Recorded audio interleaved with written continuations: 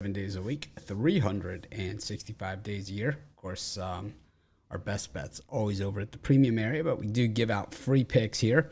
And it is a light schedule today, so that means a combo premium VIP show today as well. But, since we do have a light schedule, we can talk about some other things as well.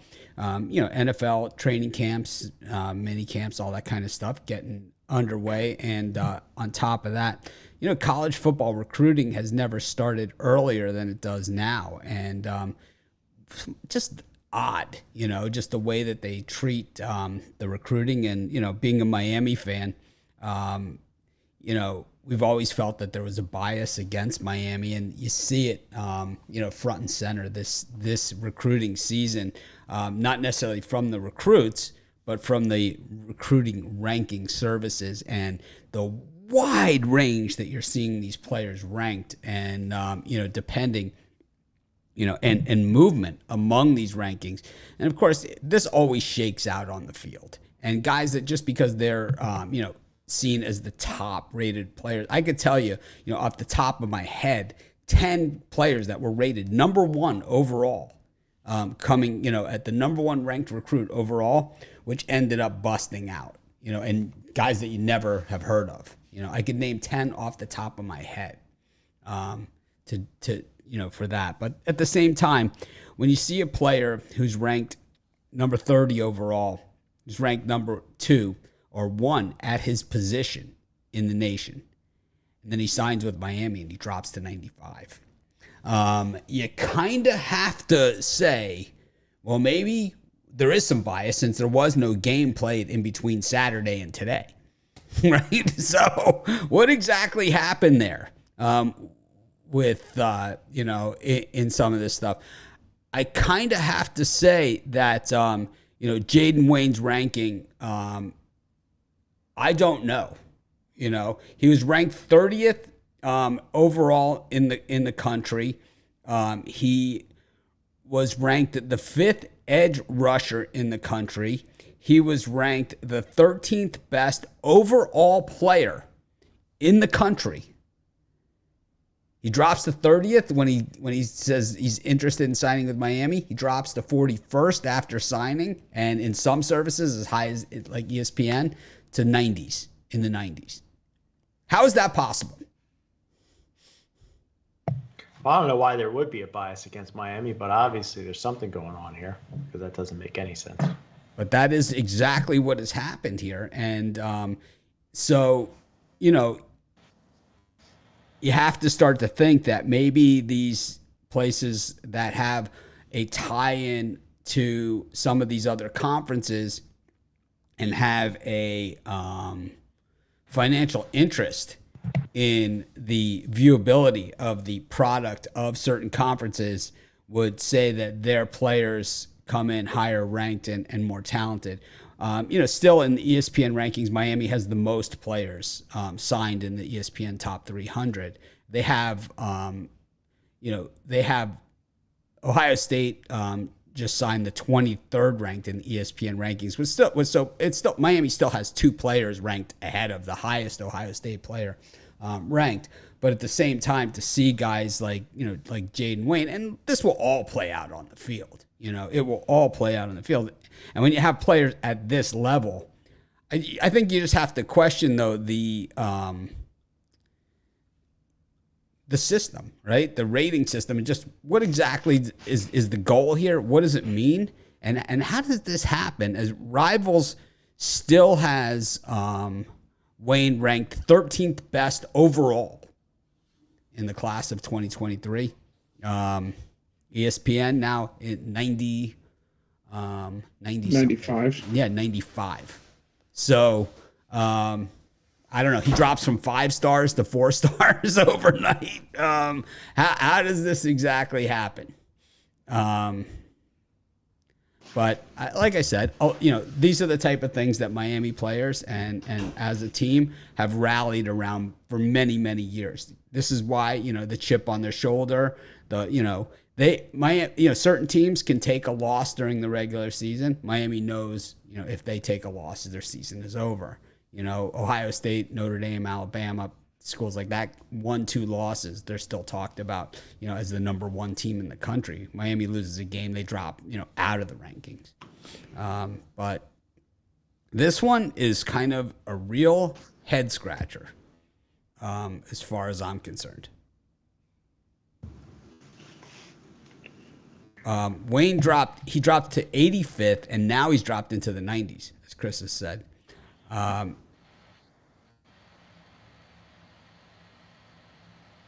don't get it. But like I said, it will all play out on the field, and we will see it. And I believe that Miami still has some big names that they're in the running for as well to add to this monster recruiting class that Mario Cristobal is putting together in Coral Gables. Just interesting. I think in the NFL, the big news is a lot of big names in trouble, as far as their jobs go. A lot of big salaries out there, and teams, they don't care about where you were drafted. They don't care about what they've invested in you. If you're not producing, you got to go. And, I think at the other side, maybe a little bit too much faith put into some players. Brian, I know that you're a P.J. Walker guy for the Panthers. Well, from his XFL days, P.J. Right. Walker was a star in the XFL. But would you rather have Baker Mayfield, Sam Darnold, and Corral all above him, or would you rather have him? Because I think when you have Corral, Darnold, and Mayfield there, you might have too many guys that feel that they should be the guy, And does that cause a rift inside? You can never have too many possible starting quarterbacks here because, in the NFL preseason, there should be a competition and play itself out, and a player can get cut. What's Mayfield's contract? Is it guaranteed? I'm interested to see that the Panthers that play out in the field. With P.J. Walker, let's be real here. He's a backup at best, maybe third stringer. But I'm a P.J. Walker guy. He's a value quarterback. Yeah, go ahead, Chris. No, I was gonna say, I think for me, Matt Corral's the odd man out in that system, mainly because he doesn't fit. I don't see the Panthers as a sling it downfield kind of team. They've got DJ Moore, they've got Robbie Anderson, but it's not like the style that he played at Ole Miss, where it's throwing for 6,000 yards in a season. It's Christian McCaffrey option number 1, and then passing game for me is secondary. So I think Baker Mayfield fits in that style, but I don't know. The pickup of Matt Corral was kind of a head scratcher for me. But the reality is that he's there, Yeah. and it's like you're not going to get rid of your 3rd round draft choice right out of the gate. That's not going to happen. I'm not saying they're going to get rid of him. I'm just saying just the pickup maybe at draft time was the head scratch for me. Maybe he's the best available at the time they wanted him. So most likely Darnold's going to get cut. Just cut? At the top of my head. I think they'll try to move him for something.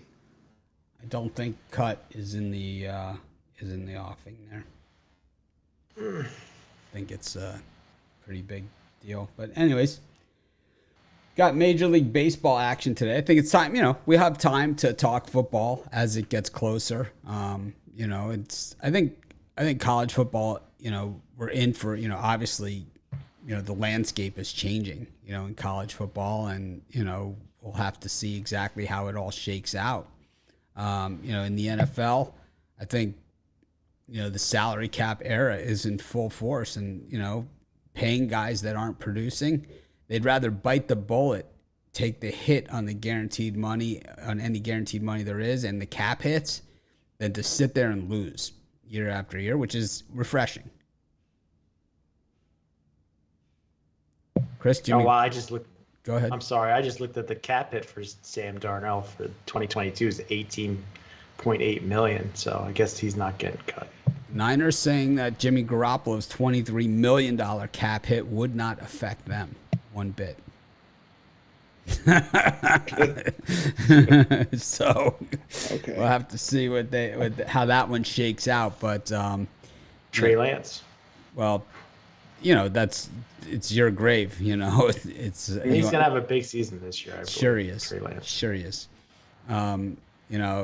you look at other players that, you look at that Baker Mayfield, Sam Darnold draft class now, right? Of those quarterbacks, you had, okay, let's just, and this is off the top of my head. I don't have the list in front of me. I'm sure Chris will have it by the time we get to him, but Baker Mayfield, Sam Darnold, and Josh Rosen were all in the discussion. Okay, that was the discussion, was these three players. Now you have two of them on the same team. It's I don't know. Where's Josh Rosen now? Stock and grocery shelves. Trader Joe's.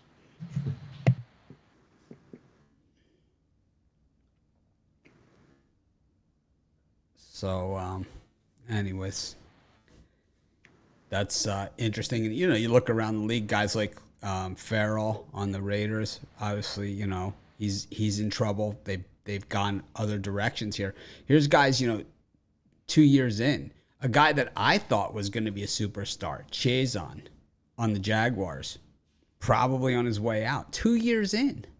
2 years in, they're giving these guys. It's like, you don't produce, you're out. We're not paying you, It's crazy, right? Well, there'll be a spot for him in the XFL, USFL. I think it's going to be a hell of an XFL with, some of the talent that's going to be available out there. It's going to be a hell of an XFL season. Well, let's get to today's Major League Baseball schedule. And unless you guys have anything more to add there about this. No, I'm looking forward to football in general and then NFL preseason. So I think college football is always one of my, is my favorite sport, and it's how I got involved online. And I think, the beauty of college football is the authenticity of the fan base, and it's like that is what makes college football and college sports what it is. And to identify the phony balonies out there of the new sites, the people that pop up, they don't know the lingo, right? So it's like these are the things to watch for. If someone says something like "Go USC" or "Go Tide" or "Go Alabama," they don't know what they're talking about. Or "Go Auburn," right? Yeah, I was just going to say it's go like Auburn you or don't Tide. know college football at all. You have no business even discussing it. It would be probably the same thing as me like talking Canadian football or something. It's like I have no clue. We can make you a convert. Well, or hockey. It's like all of a sudden acting like I'm an expert or like I know what I'm talking about. It's like, go Tide. Nothing more annoying. I have to tell you that the real college football fans get super offended when you refer to their teams incorrectly. I can tell you I've had writers I've had to fire because of, the way that they've talked about college football teams, in particular Auburn, not addressing them correctly. I think I was Tennessee. I think I got a talking to about Tennessee. Oh, man. The one thing I learned in my early days online, you can mess up in NFL and NBA, but you do not want to mess up college football because they will absolutely undress you, these fan bases. Go Tide. I got a talking to about North Texas if that doesn't tell you how diehard they can be. You want to identify like a Euro website, like a non-US website, where they're talking about things. That's how you pick it up. Things like Go Tide, Go USC, it's like Go Auburn, right? They say things like this that are inauthentic to the sport, right? Like Go Horns, right? Stuff like that. Like you have Texas Horns, you have Jahar right here saying, talking about the horns. It's like, it's hook 'em horns, right? It's not Go Horns. It's not Go Texas. It's not any of those things. There's only one way. It's hook 'em horns, right? And same thing. Go, Oklahoma fans on the other side of it, right? Go Sooners, right? It's the same thing, It's like, it's Boomer Sooner, There is no like other way that's acceptable or okay with it, It's like, I hate fakes, the fakes. College sports certainly expose those. And the thing that I always explain to people when they come to our website is like, these are people you do not want to mess with because like I'm a Miami fan, right? And it's not like Go Miami either, It's like we're Go Canes, right? And it's like you do not. We bleed this. This is you like people like NFL teams or like NBA teams, but when you're a real college fan, you bleed that. That is that's your if they buried me in an orange and green coffin, I'm good. Anyways, let's get to it. Got the Tigers and the Royals, 2:10 p.m. Eastern time early start here. We've got the Marlins taking on the Pirates, and the Rays and the Red Sox. Chris, what do you think of these three?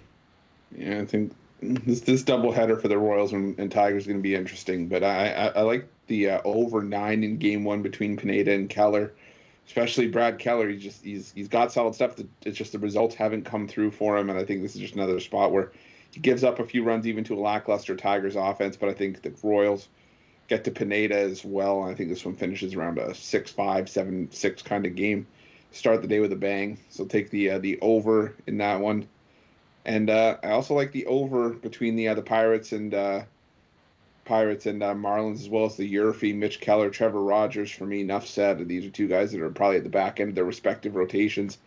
I expect there to be a lot of runs in that one. I'm also going to take the Tampa Bay Rays. I think the Rays are a lot better than what we saw in Cincinnati on the weekend, and the Red Sox just had that 4-game war with the Yankees. I think it's going to take a lot out of them. I lean towards the Rays, but the Rays are also coming back off a double-digit game road trip, so we'll have to see how that plays out. But I lean towards the Rays. Brian? Me and Chris are in 100% agreement, which doesn't always happen, but I'll take it because Chris is red hot. I like the Tigers and Royals over the 9 runs. You got Michael Pineda, he's a 5-inning guy, and Keller for the Royals, who's been hit or miss. I think once these bullpens go in late, when you see that seep over. The over 7.5 seems almost too easy in the Pirates and Marlins because and I also like yes runs first inning, which also seems pretty easy. Trevor Rogers has been weak link for Miami this year, and Mitch Keller, nothing to write home about. I don't see how it can't go over 7.5, but this is gambling. There's always a risk. Boston Red Sox and Tampa Bay Rays. I think this might be the better of the three. I like Tampa Bay here. They've lost 3 straight. Boston coming off that huge Sunday Night Baseball win. So I just think Tampa Bay gets back on track here with the bullpen game. Yeah, Bello did not look Major League ready in that when we saw him last time out. And the Rays certainly going to be a little bit on the hungry side. I think Rogers is starting to put it together a little bit. I think, there's a reason he's sticking in that Marlins rotation. I mean, he obviously is super talented. And, there were times where he was considered to be the number 1 starter, for the Marlins. So I think certainly not horrible. Keller, I mean, good luck with it. That's what I got to say to that one. And, you got, the double Keller here. The Royals, hideous coming off of wins, one of the worst. So the early game is Tigers for me. And that Rays, Red Sox, just think it's an over, Got the White Sox against the Guardians. A little bit of love here from the odds makers on the White Sox for some reason. Got the Cardinals and the Phillies. I don't know. And then the big one, the Reds, the Braves and the Mets. Chris, what do you think? Yeah, I like the over 9 as well. White Sox and Guardians. Just Lance Lynn, he hasn't been able to keep runners off of the base pass. He did have a solid start against San Francisco, but I just worry that's going to be an issue against the Guardians. But on the other side, Cal Quantrill's had his issues with the White Sox in the past as well. So I think it's going to be just a higher scoring game. The wind's blowing out big time in Cleveland today. So look for that one to be high scoring. And I'm going to go with the Philadelphia Phillies here. I don't always love backing the Phillies. But for the better part of the series, they've had St. Louis's number. And Aaron Nola's just been outstanding on the road. 4 earned runs allowed in his last 5 road starts. Miles Michaelis has been solid at home, but he's been prone to giving up a few runs here and there, and I think that just could be enough against this Phillies team. I expect it to be a low-scoring win for the Phillies. Who do you think is the toughest college football fan base to deal with, like on the internet? Like who's large and In- charge and big and loud and bad. I was going to say, in terms of just being obnoxious, like hard to deal with, or just I would say, you have the obnoxious, hard to deal with, and then you have the guys who really know their stuff and are tough to deal with. So not like Ohio State is just obnoxious and hard to deal with, right? But then you have like the guys that like really know their stuff, and are just really tough customers. Like, for me, obnoxious and hard to deal with would be Texas, because it always seems like it's always going to be their year, and then they get pissed off when it's not. It's never And I think they know that though. But man, know their stuff. Man, that's hard. That's hard. All right, well, we'll come back to it. But yeah, come back. For me, first death threat I ever got was TCU fans. Second death threat I ever got was Clemson fans, and third was Ohio State. So those are my three my three first death threats, and my fourth was Alabama, which I'd say the Alabama fans are generally super tough. I would say the Auburn fans, really, really respectful. LSU fans, super knowledgeable. Super, super knowledgeable, the LSU fans. And I would say the Georgia fans still think the war is going on. So you got to really watch out there. It's them and us, the Yankees. it's like, it's like I was at an LSU Georgia game and LSU. I was a little scared, to be honest with you. Brian, what do you think of these games? In this grouping of games here, I'm going to double dip in the New York Mets and Atlanta Braves. I'm going to take probably a Captain Obvious under here between these two pitchers. I could see Scherzer, another miraculous performance, and Max Fried's continue to get stronger as the year goes on. I could see it 2-1 all day, kind of like that Miami Marlins pitching performance from Alcantara. And I'm going to take the New York Mets on the money line. I just think after Scherzer's first game, where the Mets didn't produce any runs, I think they at least step up and get 2 or 3 for him here. So I'm going to take the New York Mets. Tell you what, man. I like that Yurfie in the Mets-Braves game. I think that's the best Yurfie of the day.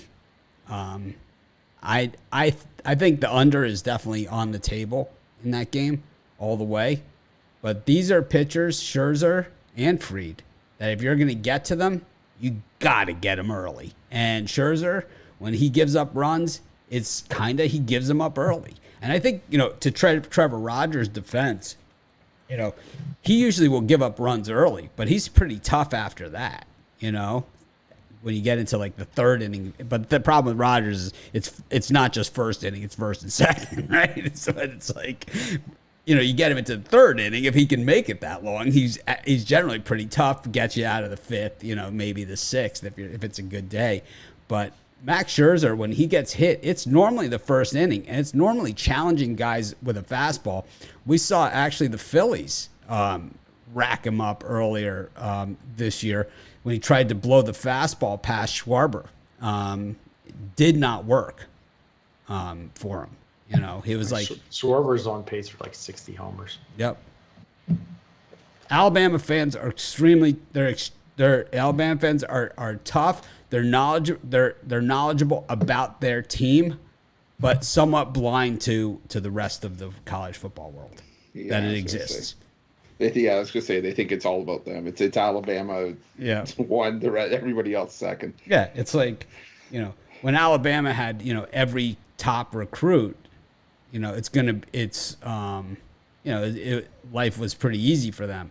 I think what we saw last year when Georgia, woodshedded them in the national championship game, and when we saw, Clemson woodshed them in the national championship game just a few years ago, and then LSU also beat them like a dog, with the Joe Burrow team.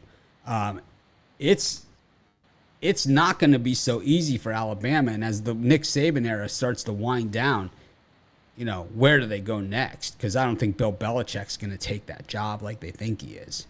Like they're expecting, when Saban goes, it's Dabo Swinney or Bill Belichick, or something, I think Dabo Swinney, though, is certainly a candidate for that job, especially with Clemson pulling back a little bit. Anyways, I like mixing in the college football. I love college football. Everyone knows that. Grew up with it. That's why I'm here today. The first weekend of college football looks rough. Week 0, I looked at it. Well, week 0 is always rough, and actually, a lot of those games don't even really make it. Like we cover them, but it really is almost like that week doesn't happen, right? It's never like highly, it's never like a big fanfare like week 1. We have some really good games in week 1. I think Georgia Oregon is week 1. Yeah, I didn't look at week 1, just week 0. Georgia lost half their team from last year, so more than half their team. So it'll be interesting to see how they go. Yeah, week 1. Let's look at some of the games from week 1. Week 0 is always nothing, but week 1 on the Thursday night openers, Ball State, Tennessee, Pitt, West Virginia, the backyard brawl on Thursday night, September 1st. Oklahoma State, Central Michigan, Penn State, Purdue on opening Thursday night. That Thursday night is generally seen as the opening night. And then Friday, it's followed up. You got Indiana, Illinois. You've got Michigan State, Western Michigan, and TCU, Colorado, all on that Friday night of week 1. And then when you go to Saturday and those neutral site games and the other big games, Oregon, Georgia, that one's in Atlanta. You've got, of course, Miami, Bethune-Cookman, that big matchup. They're really opening up with a tough contest. Cincinnati, Arkansas looks really good. What, Miami, Bethune-Cookman? Yeah, it's real. They play Texas A&M at Texas A&M the next week. So, all right, well. Still not on the level. No. Utah, Florida, Memphis, Mississippi State. There's a lot of good ones week 1. But they played Alabama week 1 last year.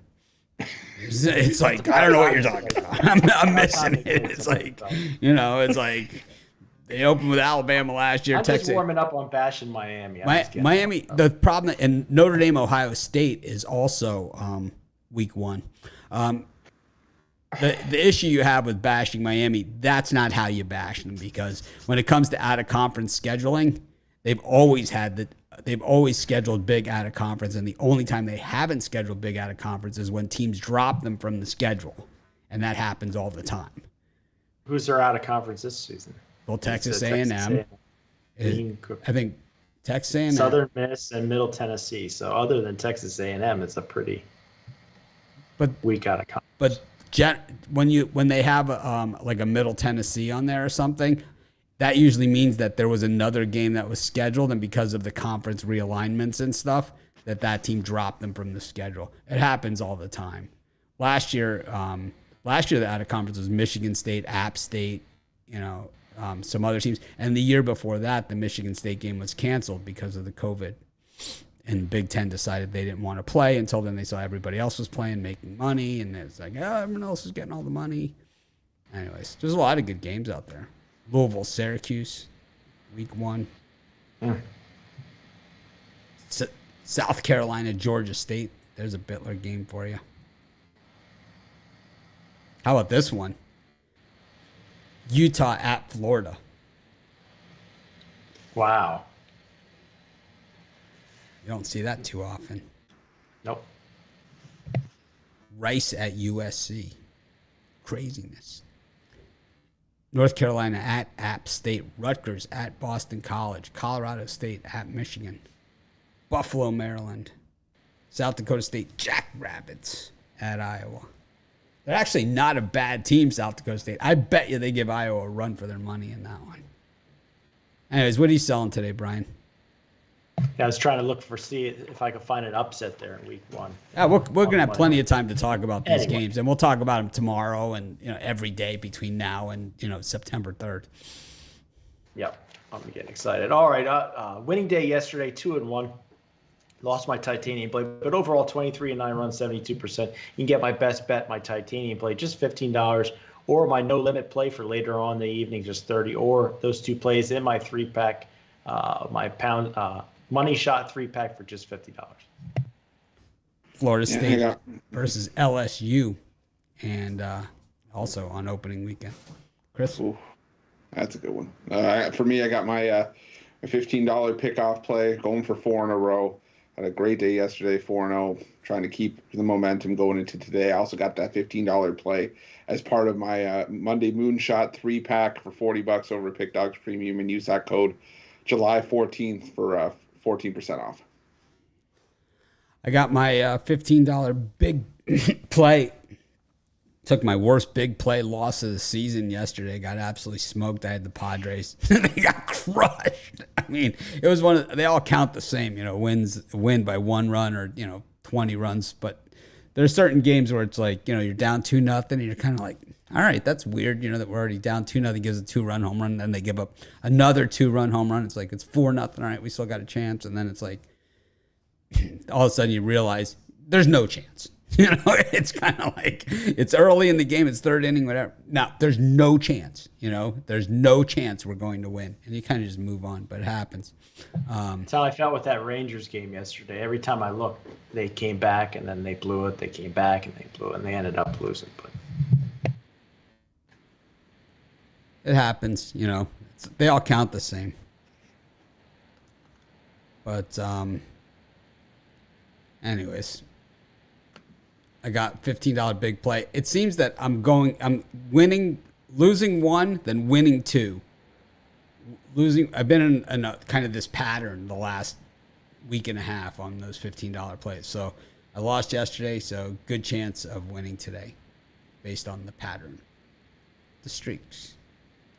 Move back to Major League Baseball here. We've got the I like the Guardians against the White Sox. Forgot to mention that. You said that the price mystifies you on that game, but you didn't say mystify, but surprises you. But the Guardians have lost 2 of 10 games, so I think that.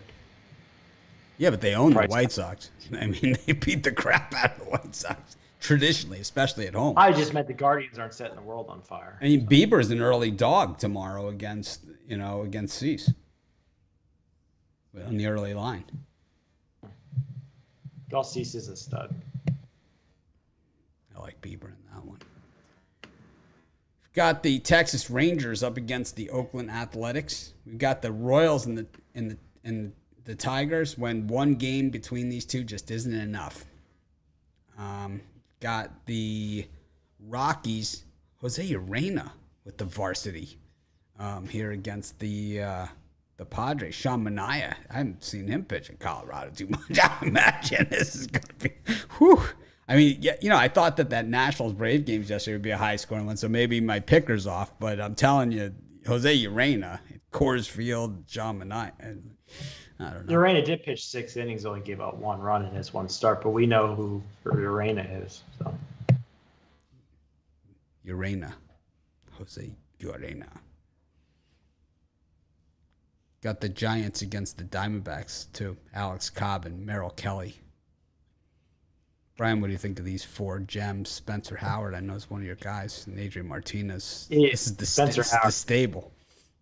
I'm going to do Texas Rangers, Oakland A's on the drive-thru today, so make sure you guys tune in for that. Ooh, I was thinking I wouldn't be able to catch the show, but now I'll be sure to definitely tune in. Brian's covering Rangers A's on the drive. Tigers Royals. Rangers 3-7 in their last 10. The A's 4-6. This is a can't miss moment. Can't miss game. Yeah. Way to promote the show.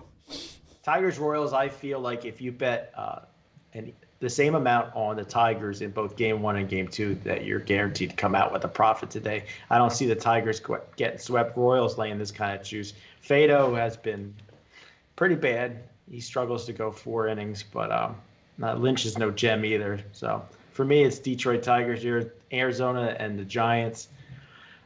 Giants really broke out yesterday. Actually, they've won 2 straight, but I like Merrill Kelly here, and you're getting some nice plus money. Usually when the Giants are this, not saying minus 155 super high juice, but I like to look on the other side when it's over minus 150. I like Arizona here.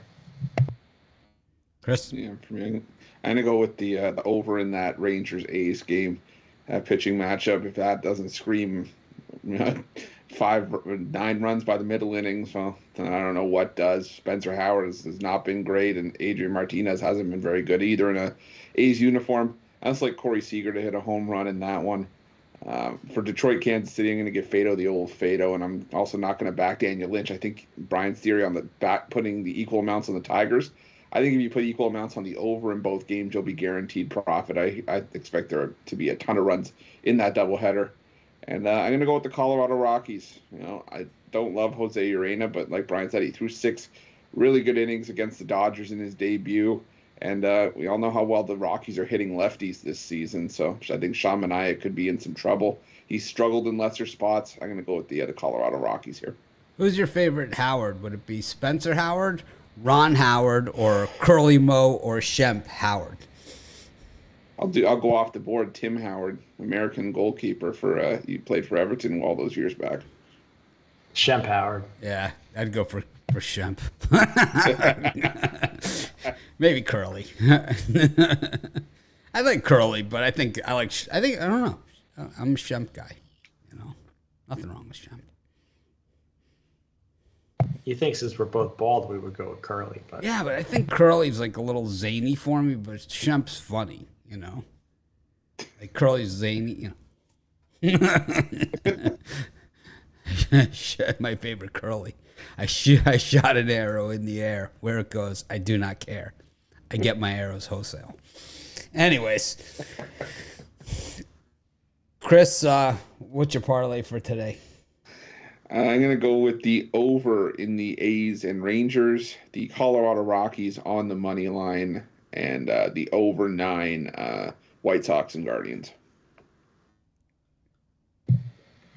for me in my parlay, I'm going to take the New York Mets on the money line. Mets Braves under the 7 runs, and then I'm going to finish it off there with the Tampa Bay Rays. I'm going to use our best parlay tool to do a 4-teamer here. Jesus Aguilar to hit a home run at plus 500. Gavin Sheets to hit a home run at plus 430. Sean Murphy to record at least one double against the in his game today, and Javier Baez to record an RBI. $10 pays $4,054.50. Not bad. All of those seem realistic too, right? All of those seem actually pretty good. I mean, Aguilar against Keller. I like that. I like Sheets. Sean Murphy for a double. You could toss in Scherzer and free yes runs first inning into that maybe. Yeah, throw a little Yerfie action. Why not? Anyways, thanks everyone for joining us. This was fun. We had some time to talk about some other stuff, and we'll continue to. We have the All-Star break coming up. We don't take a break for those. We continue to roll on. So we'll probably do some NFL divisional previews those days, and just general overall player movement and how it's going to affect teams and things like that. We always find something to talk about. Even give some home run derby picks and talk why I don't watch the All-Star game anymore. Anyways, make it a winning day. We appreciate each and every one of you. Use that code 14% off July 14. Make it a winning day.